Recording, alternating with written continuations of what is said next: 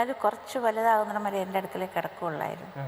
പിന്നെ ഈ കാണിക്കുന്ന കോമാളിത്തരമൊക്കെ അവിടെ വീട്ടിൽ കാണിക്കുന്നത് പോലൊക്കെ തന്നെ കാണിച്ചുകൊണ്ടിരുന്നു. തല്ലിയിട്ടില്ല എന്ന് എനിക്ക് തോന്നുന്നില്ല, ചിലപ്പോൾ ഉണ്ടായിരുന്നാലും അങ്ങനെ അതിനങ്ങനെ ഒരു ആവശ്യം വന്നിട്ടില്ല. ലാലുവിന് അടി കൂടും, ചിലപ്പോഴേ ഉള്ളൂ, വളരെ കുറവാണ് അടി, എന്നാലും കൂടും. ഒരുപാട് ഫ്രണ്ട്സ് ഉണ്ട്, അതാണ് അവൻ്റെ ഏറ്റവും വലിയ ശക്തി.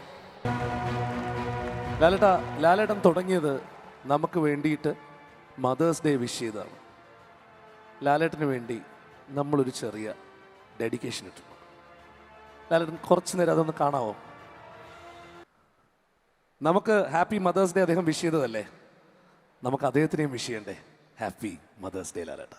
കഴിഞ്ഞ ദിവസം തുടരുമെന്ന് പറയുന്ന ചിത്രത്തിൻ്റെ സ്ക്രീനിങ് കഴിഞ്ഞ് ഇറങ്ങി വരുമ്പോൾ അതിൽ തരുൺമൂർത്തി പറഞ്ഞൊരു വാക്കുണ്ട്, സ്ലീപ്പർ ഫാൻസ് എന്ന്, സ്ലീപ്പർ സെൽ ഫാൻസ്.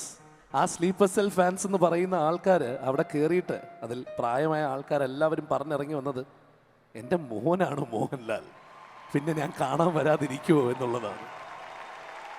അങ്ങനെ ഒരുപാട് അമ്മമാരുണ്ട് ലാലേട്ടന്. ശരിക്കും നമ്മുടെ സിനിമകളിൽ ഒരുപാട് അമ്മ പാട്ടുകളും ലാലേട്ടന് കിട്ടിയിട്ടുണ്ട്. വളരെ ഭാഗ്യവശാൽ ആ അമ്മ പാട്ടുകളിലൂടെ ഒരു ചെറിയ യാത്ര. റെഡി?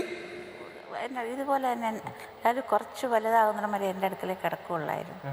പിന്നെ ഈ കാണിക്കുന്ന കോമാളിത്തരമൊക്കെ അവിടെ വീട്ടിൽ കാണിക്കുന്നത് പോലൊക്കെ തന്നെ കാണിച്ചുകൊണ്ടിരുന്നു. തല്ലിയിട്ടില്ല എന്ന് എനിക്ക് തോന്നുന്നില്ല, ചിലപ്പോൾ ഉണ്ടായിരുന്നാലും അങ്ങനെ അതിനങ്ങനെ ഒരു ആവശ്യം വന്നിട്ടില്ല ലാലുവിന്.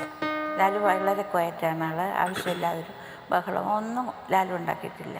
സ്കൂളിലും കോളേജിലും കാണിക്കുന്ന ബഹളമൊന്നും ഞാൻ അറിഞ്ഞിട്ടില്ല. ഇപ്പോൾ ഒടുക്ക ഓരോരുത്തർ പറഞ്ഞിട്ടാണ് ഞാൻ അറിയുന്നത്.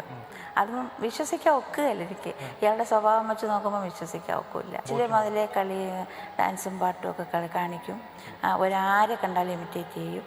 അങ്ങനെയൊക്കെ ഉള്ളപ്പോഴും ഞാൻ പറയായിരുന്നു നിന്നെ സിനിമയിൽ വിട്ടാലേ കൊള്ളുള്ളൂ. ഇതിനായിട്ട് ഇറങ്ങണം എന്ന് പറഞ്ഞായിരുന്നു ഒരു ഡിഗ്രിയൊക്കെ കിട്ടിയിട്ട് മതി എന്ന് മാത്രം പറഞ്ഞായിരുന്നു. എൻ്റെ 2 മക്കളും തമ്മിൽ കുറച്ച് ഏജ് ഡിഫറൻസ് ഉണ്ട്.